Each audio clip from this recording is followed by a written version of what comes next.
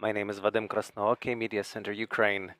I would like to welcome all the journalists who are joining us today to disseminate the truth about the most important developments in Ukraine.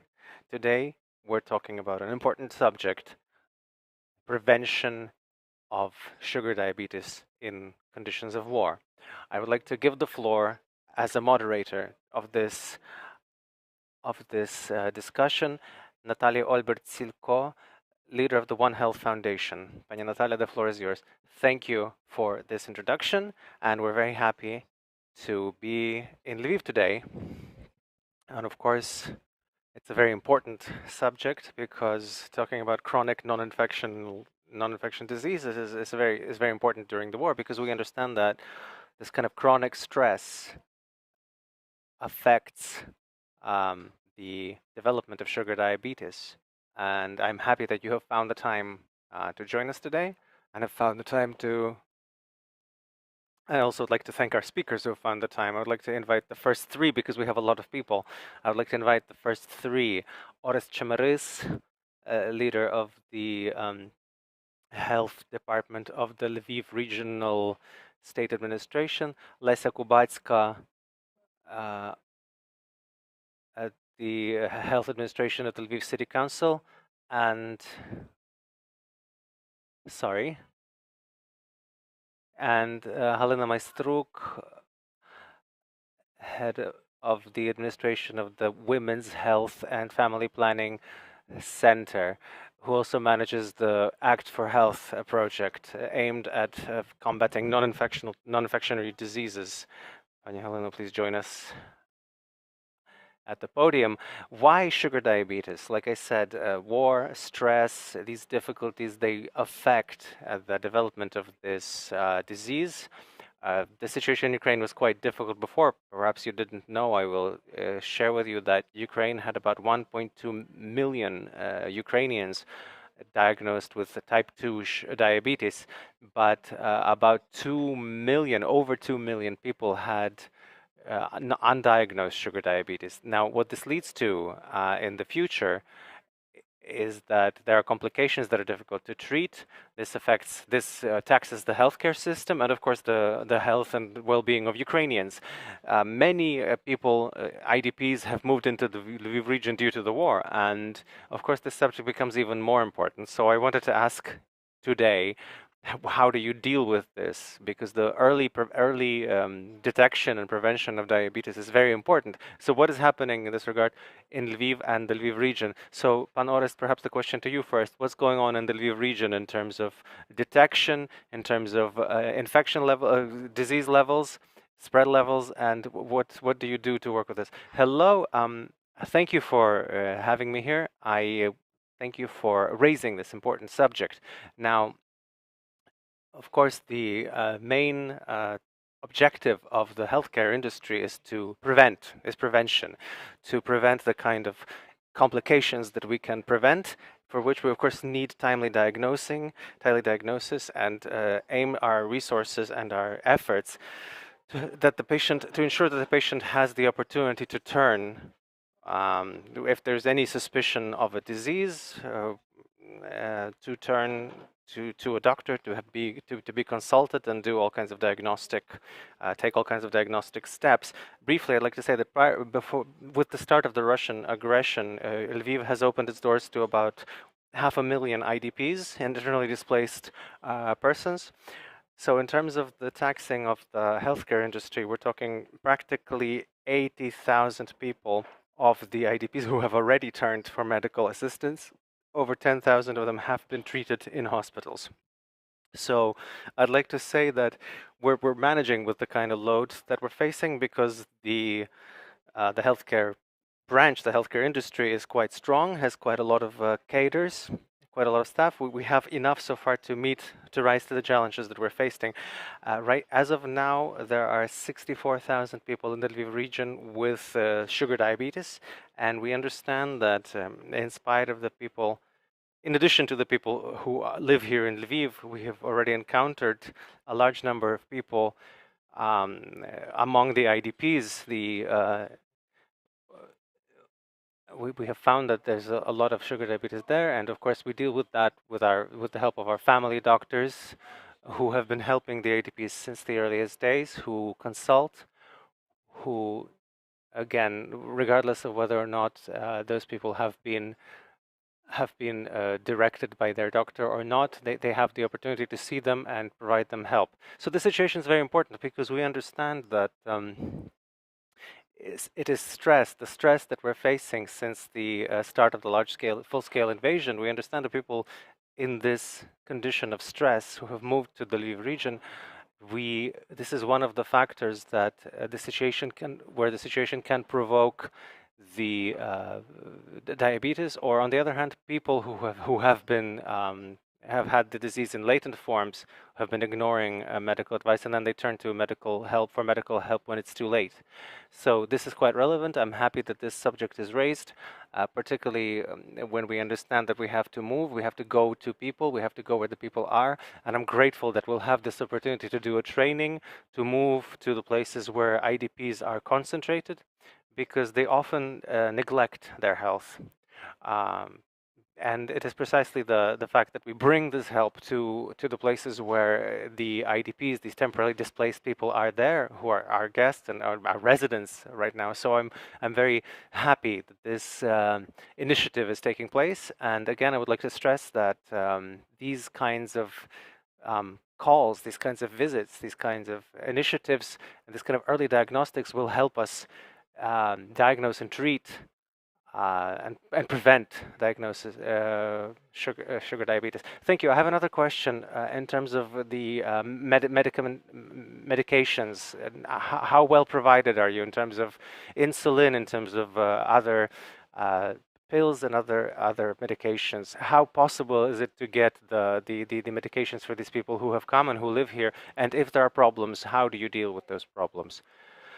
So since the earliest days of the full-scale invasion, we've focused, with all different communities, we focused on monitoring the situation, primarily providing insulin. We don't have an insulin shortage at the moment. We have enough insulin. The medical guarantee is working. The electronic recipes, prescriptions are being filled. So all of the drugstores that have their agreement with the National Healthcare Service are fine. There's no shortage of insulin. And so this of course includes the IDPs. If they have even a paper prescription, we have the opportunity. In any case, we have the opportunity to provide them with the medications that they need. And just a final question: so a patient's path. Let's say someone like our campaign, the diabetes hunters basically encourage early diagnostics. So let's say any person could come to any family doctor and receive medical help, including blood, including having their blood sugar tested, right? Correct. Anybody who needs medical help, depending whether or not they have this declaration filled in with the family doctor in the Lviv region, we still encourage them to turn to the nearest ambulance or clinic, ambulatory clinic, and get the help. And so the second question, in terms of endocrinology and endocrinologists, just to go through this, because we're being watched live. Perhaps this is useful information. So people with sugar diabetes, also they can turn to an endocrinologist or a family doctor, right? Get either an electronic or a paper prescription, and then go to a drugstore. Is there a list online of drugstores that have insulin in Lviv or in the Lviv region? Do you have this service? Yes, this information is open.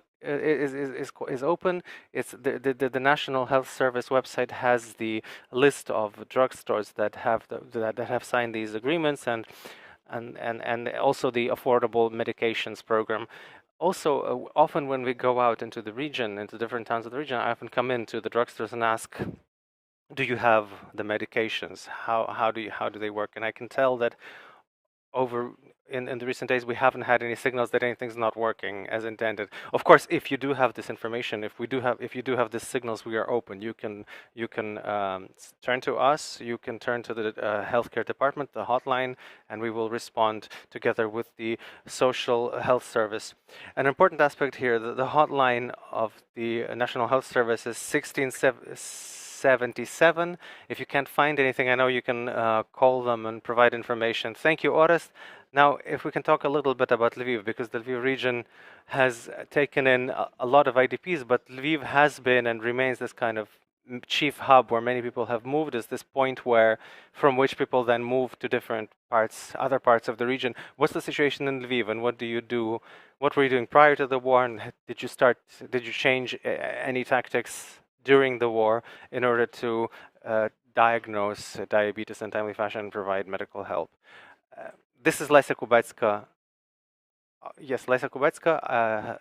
I thank you for having me, and I'm very happy that this event is taking place.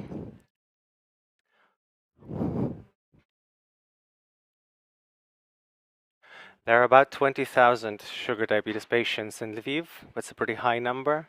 And of course, every year, Lviv had these initiatives together with the healthcare department, the early detection and prevention of and early detection of diabetes. But because of COVID-19, for 2 years now, we haven't held these initiatives. So this initiative is now very important, and we're very grateful that you have perhaps provided this stimulus for us as well. As far as statistics are concerned, we've seen that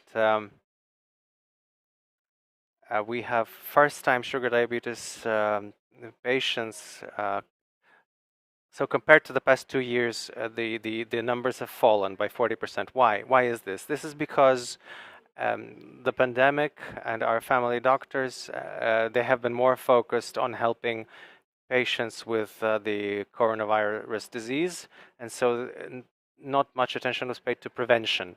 Now, unfortunately, there's a war, and in spite of all this, our frontline workers, our heroes, our family doctors, because I think that really the main structural unit of our medical system is the family doctor, because a lot depends on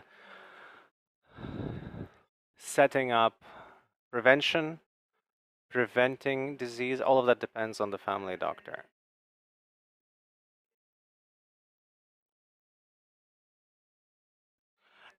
In Lviv, we have about 111 IDPs living in temporary shelters, and we've created these mobile brigades, mobile units with nurses and family doctors, and we also involve other doctors. We move to those various points, and we contact with the internally displaced persons in terms of their needs. Do they need medical tests? If yes, we point them to direct them to the clinics, or perhaps they need vaccination, or perhaps they need to be hospitalized, or maybe they need to be sent to palliative care. All of this is done through family doctors, including, of course, we pay a lot of attention to early detection of diabetes, because we understand that stress leads to aggravation and a rising of different diseases. Last year, we developed a strategy for the development of healthcare in Lviv, and we had been planning that 2022 and 2024 would be dedicated to the role of the family doctor. In terms of, we'll be stressing prevention. So in spite of the war, we are doing our best to do these things in order to prevent the heavy diseases that lead to disability or death. Thank you, Pani Lesyu. I think perhaps journalists will have questions later, and we'll now switch to Pani Halyna. If you could give the microphone to her. Pani Halyna, you had the Act for Health project aimed at preventing non-infection diseases, including sugar diabetes. Act for Health is implemented. It's a technical assistance project with the support and funding of Switzerland, the Swiss Confederation. We're very grateful that even in conditions of war, they haven't stopped funding. We're continuing our work. Could you tell us a few words about the project and why the topic of sugar diabetes is important today? Thank you. Dear colleagues and dear journalists, dear people of the media, I am very pleased that even against the backdrop of this difficult situation that we're facing today, people are still concerned, interested, concerned for their health and thinking about their future. Your presence here indicates to me that this matters. The project started in 2020. It started as a development project with the clear sense that the priority for Ukraine is non-infectional diseases, because this is the percentage of which, this is the highest percentage of what people died of in Ukraine. It was at the time and probably will remain the highest. Thankfully, we don't even expect as much losses from the war as these non-infection diseases, but immediately we face challenges.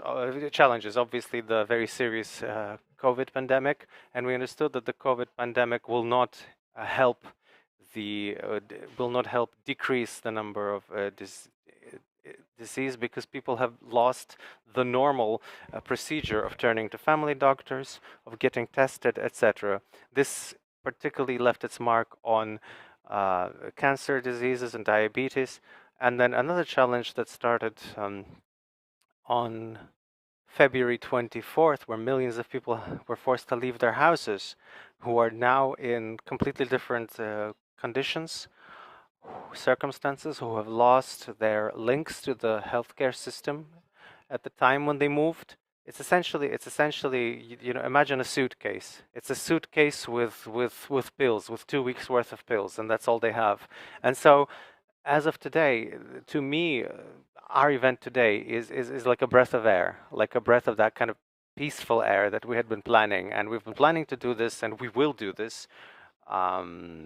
We've done this already in Poltava, in the Rivne region next week, and this is really important to us. Kherson, we don't know what we will find in Kherson after 2 months of occupation today. We know that they don't have medications at all, which is a dire situation. And as far as myself, I'm discovering the Lviv region for myself. I'm discovering the opportunities that have to do with providing help. And I'm very proud. I can proudly say that there hasn't been a collapse, even considering all the forecasts that this would be a chaos and a collapse. I would like to say that the doctors and the medical staff are highly motivated. They're completely oriented at this, aimed at this situation, that you have to do better. As a project, we have not only stopped, we haven't simply stopped, we continue to work in completely different conditions, yes.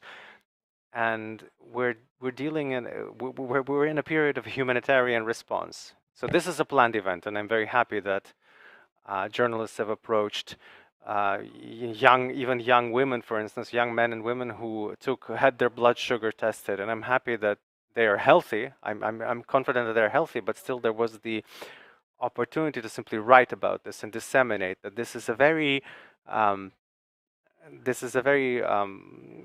elementary technology, which gives a lot. Because when people come in already already symptomatic, already with symptoms, it's too late. Now you're dealing with a disease. Now we're talking about prevention. So I would like to say that we will have a mobile brigade on non-infectional diseases.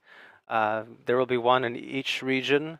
The project funds the purchase of medications necessary for providing help free of charge to the people who have been internally displaced and people who are in remote areas who are now feeling the need for medical assistance and also financial assistance, because many people have lost their jobs, many businesses have closed down. This is very important to us. This is a project that we're planning over the next 3 months, and I've managed in Drohobych. I've looked at three schools that take in IDPs from all over Ukraine, and I wanted to say that there are many problems, but the education system is also very involved. Teachers, people who are working in education, in schools, they have they're doing their best and they're helping. So the project is responding. We're responding. We're providing financial assistance to these institutions in things that the things that wouldn't usually be our purview. Like washing machine. Washing machines, heaters, etc., and we respond to these needs. There's funds being allocated to that. It in totally going to the points that needed. Anyway, I wish you all health and on this absolutely fantastic day for Lviv, this sunny and bright, beautiful day here in Lviv, and I hope that we meet here in a year in completely different conditions for completely different reasons, talking about how the Diabetes Hunters campaign was effective, and we've managed to detect and provide help for many people, because the project will work in Ukraine, we hope, for 10 years. I think that we will prioritize also other chronic diseases. Thank you for your attention. Thank you, Pani Halyna. We'll be talking about this. I just wanted to stress again the mobile medical team of Act for Health. They will be working not only in the Lviv region, they will be working in the Lviv, in Dnipro, in Rivne regions, and Kherson region as well. And yeah, and Poltava. So 5 regions where we'll have the mobile medical teams that will include a family doctor, a nurse, a psychologist that will provide basic medical assistance, plus medical medications. So the treatment will be free. For instance, when we're lacking medications, what's going on in Kherson. I think that's they're facing the highest need, and Dnipro as well. So it's very, I'm very pleased that the project can do this, can provide assistance to people where they need it. And the Lviv region as well has these remote corners, remote areas where you don't have family doctors. Of course, the system works well here, but we'll be happy to help you there. Thank you. We'll be inviting the next doctors who are part of our Diabetes Hunters team, and we'll be talking a bit more about diabetes and why this is important. I would like to invite Maryana Sluzhinska, regional coordinator of Act for Health in the Lviv region, Maryana Klymtsiv and Iryna Hnativ. These are our family doctors. You can if you please sit down, because for the online broadcast you're a bit you're in the way. So these are leaders of Diabetes Hunters. What is that? That's an information campaign that we've started as part of Act for Health project. The main point of this campaign, which is working in 5 regions, but effectively we cover all of Ukraine, is diagnosing type 2 sugar diabetes in a timely fashion, because this is a serious problem, and we have a wonderful team of leaders. And Diabetes Hunters is a campaign. Maryana will tell you more, but Maryana Klymtsiv and Iryna Hnativ are family doctors who are working and providing medical services and have also joined our campaign. Anyway, we'll talk a bit more about why it's important to pay attention to your health, how easy it is to measure the blood levels and sugar levels in your blood. And so, Maryana, what is the project doing in the Lviv region? Okay, so it may seem that an information campaign about the sugar diabetes in a period of war, in this difficult period, may seem out of place. But these events are actually very timely, because many doctors and psychologists have said that when we are in a we're facing a protracted problem that needs solving, we have to take care of our health. The internally displaced people who have ended up in the Lviv region and other regions of Ukraine are facing numerous problems, social problems, housing problems, employment problems, sending their kids to schools. So the questions of health sometimes take a backseat to all these. Often, when, especially if these are chronic diseases and don't require urgent care. So the project Act for Health, I think, is very timely. It has been started very timely, and it's continuing this information campaign in terms of sugar diabetes prevention, because stress is a significant trigger of the development of the disease, and the disease is sneaky in that it often starts asymptomatically but then ends with heavy complications down to disability. So as part of this information campaign, awareness campaign, we do several events, we do several things. We use social media where we spread different information about diabetes, and this information is very relevant today because providing help and prevention in conditions of war are a bit different from what we could afford in peacetime. As part of the project, I wanted to show you. We've printed these. If you could help me, we've printed this information brochures and posters.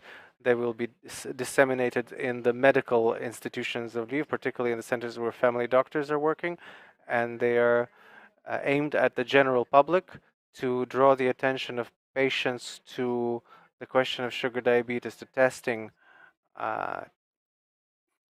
So we really hope that this information will be useful for patients who will visit these medical institutions, healthcare institutions. We've talked about access, population access to testing, to blood sugar levels testing. In our region and some other regions of Ukraine, we'll have mobile brigades, and I would like to stress that the work of mobile brigades will be primarily aimed to where they're most needed. So not the large cities or the cities where they have a lot of specialists. We'll focus on the more remote communities, on villages, on communities with a high percentage of IDPs. Yes, we can also send this brigade to other to big cities, but where there's not enough assistance. So where there's a lot of IDPs. So I think that the work of medical communities, of these medical teams, will make a difference in communities, because apart from diagnostics, they will also be providing free medications, which is extremely important now because these remote areas of the Lviv region don't always. I mean, yes, those medications can be bought, but it takes effort. Whereas if we deliver medications, we'll definitely ease access, simplify access. Yes, thank you. I also wanted to point out an important thing, that this project and this campaign are implemented along with the Ministry of Health of Ukraine. And as part of this project, we've also put together a website on sugar diabetes. But the important thing there is there's an online test to test yourself for how high risk you are for type 2 diabetes, to make sure whether you're a risk group or not. And we'll be talking about this about Pani Iryna, Hnativ. Who are the risk groups? Who's at risk for diabetes? Can we tell this for the journalists? And what is the path? As a family doctor, you've faced, you see patients every day. What should people look at, and when should they turn to a doctor? Well, the role of a family doctor is very important, because a family doctor has his or her patients, and the doctor can see who's at risk. Now, at risk are people aged 45 and higher, patients who are overweight and obese, who have hypertension, or who smoke. All of those are risk groups. So the family doctors have to first diagnose those in the risk group. But of course, later we also have patients who come in with complaints, but they're not risk group, where you have excessive urination, excessive thirst, frequent infections, frequent hunger, wounds that take a long time to heal. A patient might not know that they have diabetes, but unfortunately they already have the disease. So in general, it's very important when a family doctor is seeing patients. Now, this is very easy. The test can be done both with a family doctor and online. Every family doctor has these tests. So, this early detection and prevention, the early detection can prevent many complications that we have in Ukraine because the levels of hospitalization down to complications of diabetes, that's precisely down to the fact that this is not sufficiently controlled. So I would like to ask everyone to please do this online test, and then do a blood sugar test, and be healthy. Thank you. Mariano, now to you, just another question. We're talking about stress. Could you tell us a bit about, because we're talking about risk groups, but we also understand stress, and which probably broadens the risk groups. How does stress affect the development of this disease, and what do we do to prevent it? Hello. As far as stress, we're all in conditions of stress right now, but there are acute conditions. Now we're in more chronic stress. Now, during stress, sugar levels in the organism rises. This has to do with physiology. Even in my practice, I had a patient who was supposed to have her sugar tested. We knew what her, it was under control. We knew what her level was. When she was giving blood, we had an air raid alarm. Um, she came in, and her blood levels were extremely high, down to stress. And she said, "Okay, we'll take a few more days. We'll do another test." And we tried it again. The sugar levels were normal. So the stress levels really affect sugar levels. This is to be understood. And so when stress is continued and strong, it can trigger the process of diabetes. We are all under stress right now, and we have to learn to control these stress levels. It's not always possible, but we have to know that we have the methods that decrease sugar levels even in stress conditions.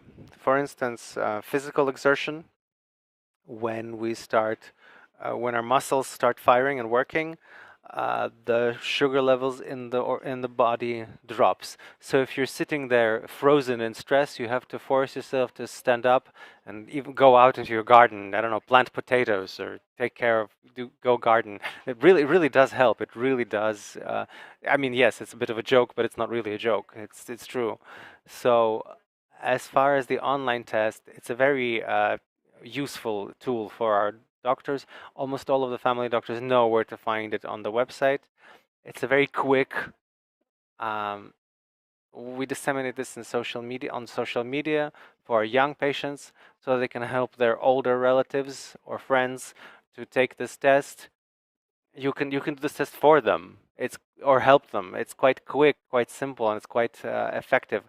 So as far as blood sugar levels that we can routinely test, um, right there with the least level of suspicion. So even if your sugar level is higher than usual, nobody will immediately diagnose you with diabetes, right? Just because your sugar is elevated doesn't mean that suddenly you have diabetes now. Maybe there are risks. The family doctor will figure it out. You just have to come in. You have to not hesitate to come in and do this, and then the doctor will tell you what to do. We'll have advice for you. Thank you. And sugar level is 5.5, right? Right. Normal sugar levels are 5.5. If they're higher, it's true that not every elevation is diabetes, but it's better test in time. So I would like to thank the journalists for being with us, and you can tell Ukrainians about this. And indeed, in the press releases have the website, have the link to this test. It's a very simple test. It's really 7 to 10 minutes, and you can determine your risk levels for diabetes, and also what next steps you can take. Thank you very much. I think we will talk to you more. Perhaps journalists will have questions. As part of this campaign, tomorrow we'll be doing a training for family doctors in the Lviv region on sugar diabetes, how to prevent it, how to treat it. We're very happy that many family doctors from all over the Lviv region have joined, have signed up to participate. We really hope that they will have more tools to provide these services to their patients. Also, today after our press conference, will around at around 1:30. Sorry, at 12:30 we'll be leaving here. We'll be going to Arena Lviv, the stadium, and we'll be testing IDPs for to help them see their sugar levels, and then uh, point them to for help if they need it. So if any journalists are interested in joining us, we have a bus and you can join us. Okay, we've been talking about this for a while. This is a very important subject and an endless subject. But if you have questions, you can ask them to our speakers. And if okay, okay, you can individually talk to them. I don't seem to see any questions. So I'd like to thank anybody for their participation. Thank you for joining us. Please stay well, stay healthy, and keep the faith in our victory.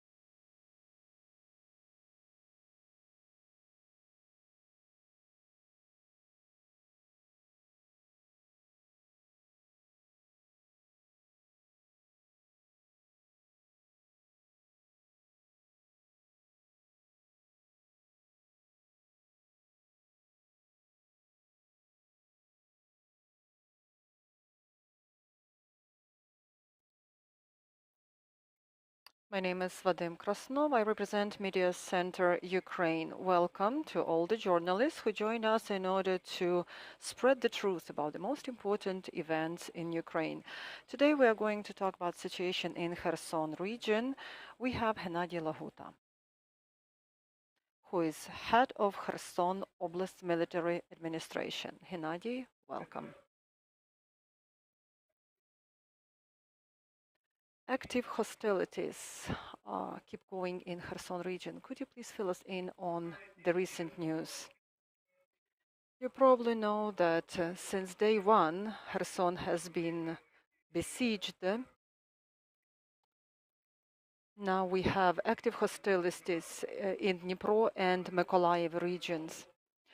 On the border with Dnipro, thanks God and thanks to our armed forces of Ukraine and their bravery, we have 20 deoccupied settlements in 3 territorial communities, Vysokopolska, Novovorontsovska and Kochubeyevska. Where possible, people get back to their normal routines, our governmental institutions reopen, we pay pensions, we organize humanitarian headquarters. The main humanitarian hub is in Kryvyi Rih, where my deputy is working with his deputies. And thanks to cooperation with the leadership of Dnipro region, of Kryvyi Rih, we have fully taken control of Kherson in those territories that have been deoccupied in Kherson region. But unfortunately, the active hostilities are going on in other regions of Kherson. There were confrontations and also active shelling on the border with the Mykolaiv region. What do we know about the places that have been deoccupied and liberated? So it's great news, actually. We also know that some elected representatives of local government have been replaced with people who were introduced by Kremlin government. From the first day of the occupation, Russia was looking for their representatives amongst civil servants, amongst officials who used to work and now work in Kherson region. You probably all know that Kherson was fighting and they did not accept the new leadership that was imposed on us by Kremlin. People don't want to work. People don't want to cooperate with the new government. People chose basements over slavery. Some of them were taken to temporarily occupied Crimea, to detention facilities. There are traitors. There have always been traitors. There will be traitors, unfortunately. And unfortunately, traitors were found collaborators. So one politician who was ex-mayor of Kherson, Vladimir Salda, who was made the head of the so-called Oblast military administration of occupational regime. They also brought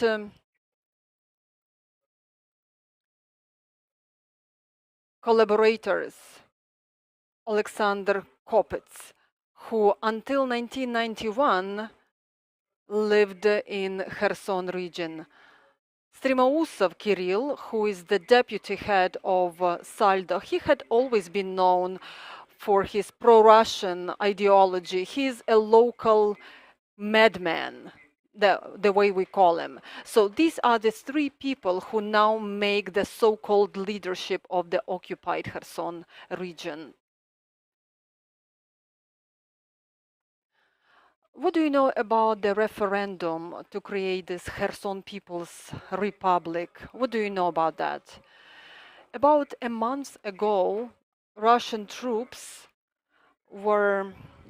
began actually to collect ID data and personal information about people. So they were trying to do it from the post office, from social workers, from pension fund, from checkpoints, from places where they provide humanitarian relief. So they would provide this assistance only upon when you show the passport or ID. People were talking that probably they are gathering this data for a reason. Maybe they want to make this referendum legitimate in their understanding, because we already know that 3 collaborators are already the so-called leadership of this region. But we know that referendum is only when people willingly come to polling stations and vote.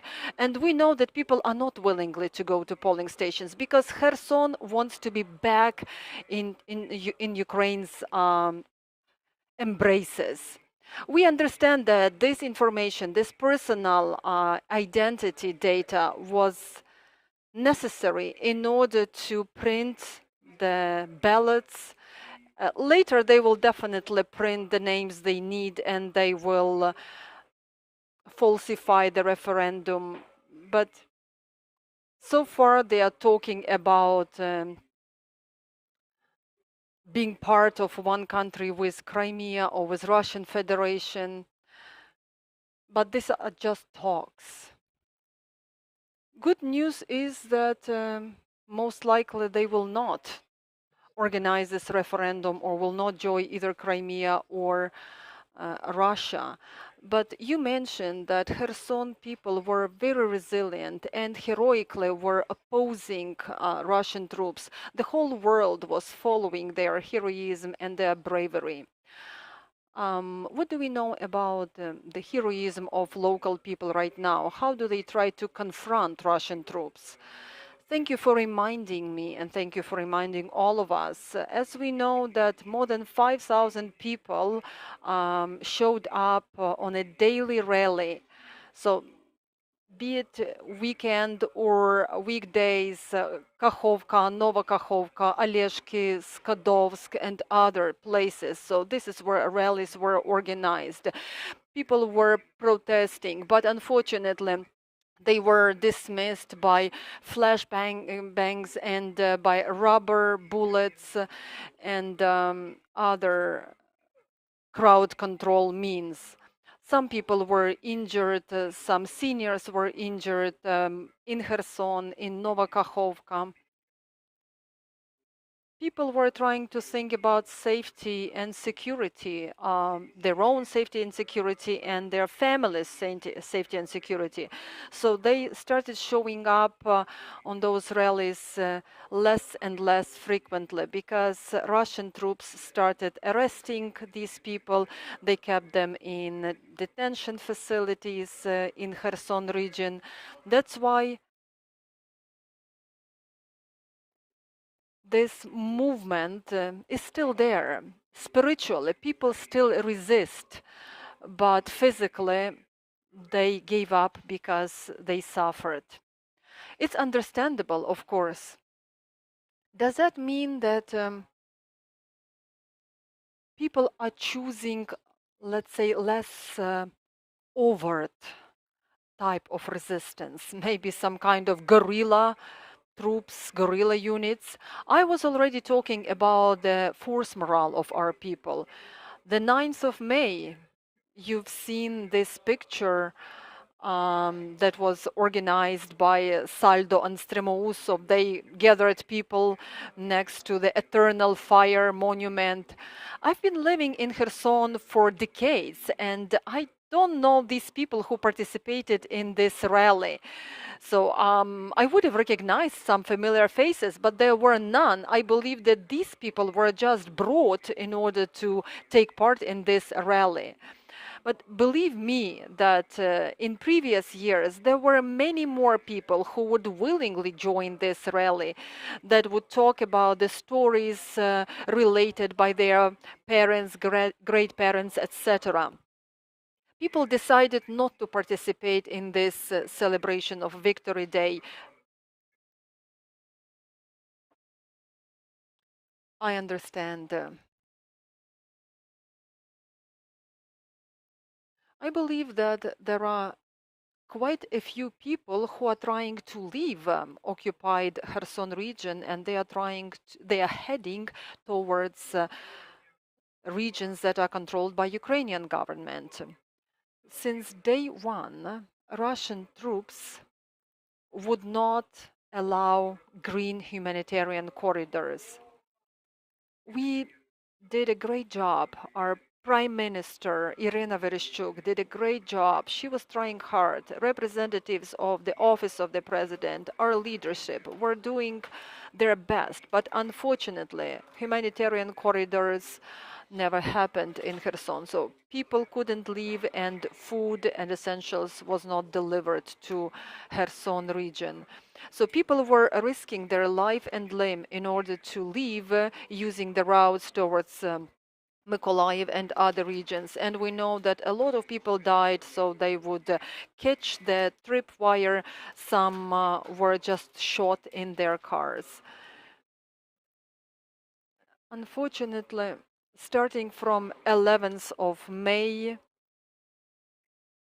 through Bereslav towards Kryvyi Rih, people were trying to leave. They are self-organizing themselves, and they are trying to leave this occupied territory. There are volunteers who were trying to help. So they are taking the families from the occupied territories, and they are delivering medical supplies, food. So this is what we are trying to do. We are using passenger cars, minivans, because that's the only possibility. Because I will reiterate again that there hasn't been a single green corridor organized for Kherson region. If it had been possible, then hundreds of trucks of humanitarian relief would have been delivered to Kherson region. Thank you, Hennadiy. Thank you for taking your time, and it's a pleasure having you today, and thank you for doing what you are doing for Kherson region and for Ukraine. Thank you very much. And if you allow me, I'd like to talk about evacuation of people. According to us, 300,000 people left Kherson region, according to our estimates. There are altogether 1 million people, give or take. We love our Kherson region, but unfortunately people keep leaving. They will be getting back. Well, they will be going back home. Let's hope that this day is just around the corner. So, and Kherson will be back in Ukraine's embers. It will be under control of Ukraine. Thank you for being with us. I'll just remind you that our guest was Hennadiy.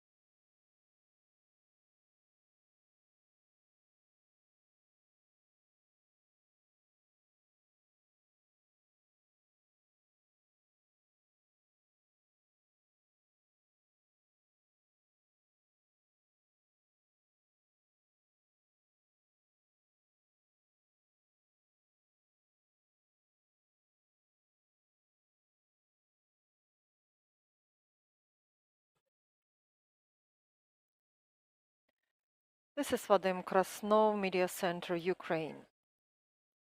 I'm welcoming all journalists who join the effort in order to spread the truth about the most important events in Ukraine. We're going to talk about Odesa Oblast and the updates. We have Serhiy Bratchuk, spokesperson of Odesa Oblast Military Administration. Serhiy, welcome. Glory to Ukraine, glory to heroes. Recently, we have seen more active shelling in Odesa and Odesa region. What does that mean? Which means that Odesa passed the test, that this is Ukraine and Ukrainian territory. We understand the position of Odesa people and our territorial defense units, how they are trying to confront and keep the enemy off the doors of Odesa. We continue living our lives. We started sowing campaign. We are going to harvest when the time comes, and this is going to be one of the indicators of our victory. One of the ideological components of our enemy is that Odesa has always been, I don't know if it still is, they probably are dreaming about that, has always been the symbol of imperialistic spirit, the empire that is falling apart, falling to pieces. That's why the major focus is now on Odesa. Odesa people have been behaving differently, totally differently from what we expected. Of course, they are angry. Of course, they are not happy of what's going on. But we remember the warship Moskva that was drowned. We also remember what happened in Zmyiny Island, Snake Island, that territorially belongs to Odesa region. And of course, the enemy is trying to put psychological pressure through shelling and missile attacks. On the 7th, 8th, and 9th of May, there were numerous attacks that were delivered on our region. Unfortunately, we have issues with internet connection. Okay, our guest is back in the studio. Please continue. Of course, it invokes anger, fury among our people. We know that Odesa was mentioned twice before the big invasion and on the 9th of May, the sacred date when Odesa took the first in novel history test about its Ukrainian position. Of course, they are paying revenge. They are trying to put pressure on Ukrainian economy. They were meaning to attack certain infrastructural objects, but they are also attacking residential neighborhoods. You mean that there is just revenge and hysterics of the enemy, but what about the situation in Transnistria? What can you say about this? How controllable the situation is? Of course, they have the plan about Transnistria, and we know that Kremlin is working according to protocols. Once they initiate something, later they try to follow the plan. So normally there would be some ideologist who would talk about some plans like making the land corridors through Odesa to Transnistria. But this news is not the news anymore. We have known about their plans, the plans of our enemy. What I can say is that they can make some kind of front in Transnistria, but there is a source of pressure and tension. They were probably trying to stir some tensions in Transnistria, but I know that local people don't want to be the cannon fodder. And after the first provocation in Transnistria territory, lots of local people got into their cars and they headed towards Moldova or Ukraine, towards Odesa. What does that mean? Despite the war that is ongoing, we have our guarantor. These are armed forces of Ukraine. No one wants to join Russian troops from Transnistria. They don't want to follow the command to go to Ukraine and die for sure here. Of course, we did what we had to in order to secure this border, state border of Ukraine. Our state border guard are doing their job.